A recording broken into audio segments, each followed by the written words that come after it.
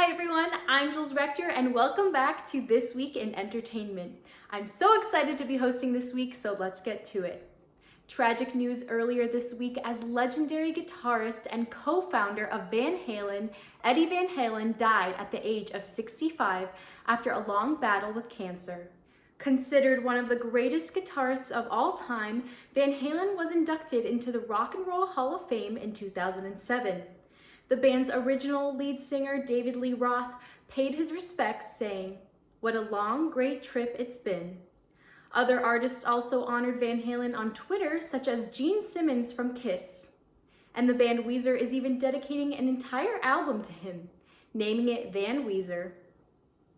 As a rock and roll fan myself, my heart goes out to Van Halen's friends and family. In the movie world, the Academy announced that drive-in screenings will count towards a film's eligibility at the 93rd Oscar Awards. In addition to the new rules announced last spring to accommodate theater closures, the Academy has now added this two-part addendum so you'll be able to see the Oscar-nominated films from the comfort of your car. And drive-ins might become the norm as Cineworld, the parent company to Regal Cinemas, announced temporary closures of its theaters in the US and UK starting as early as next week.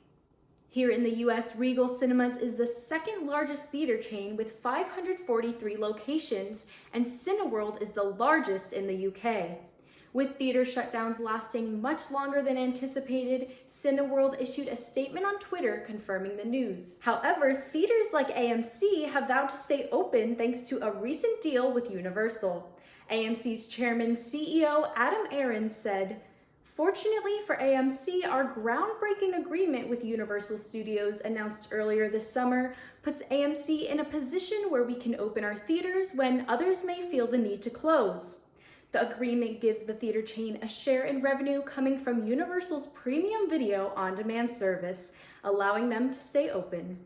But companies like Warner Brothers are still skeptical about the timing of new releases following Tenet's poor box office numbers. The much-anticipated sci-fi film Dune, starring Zendaya, Timothée Chalamet, and Jason Momoa, has been pushed back to October 2021 after news of Cineworld's plans to close theaters. Wonder Woman 2 has also been pushed back until Christmas, and The Batman has been delayed until 2022. The film industry may be struggling, but the music industry is finding its way through uncertain times. To finish out our entertainment segment, we have Nicole Zedek reporting from Nashville about the COVID-19 country music scene. I'm Jules Rector. Now to you, Nicole. In the heart of Music City, people are no longer clicking their cowboy boots to the rhythm of country tunes. Lower Broadway in Nashville, Tennessee is an iconic spot where local musicians play at restaurants and bars in hopes of becoming the next Luke Bryan. But COVID-19 restrictions made it almost impossible for live entertainment to continue. So when COVID happened, all of that stopped. Just everything stopped. Although the city is more lively now than the first shutdown in March, Nashville is only in phase 2 of reopening. Restrictions of phase 2 include no gatherings of more than 25 people, restaurants at 50% capacity, and a city curfew of 10:30 p.m. It's not just country music here, it's everything. If Music City wasn't Music City, it would be sad. COVID is making it difficult for lesser-known musicians to perform, but the music industry is far from dying. One source of light during this time is Nashville's famous Grand Ole Opry, which has continued to live stream performances since the shutdown in March. The whole goal was to make sure that the Grand Ole Opry continued.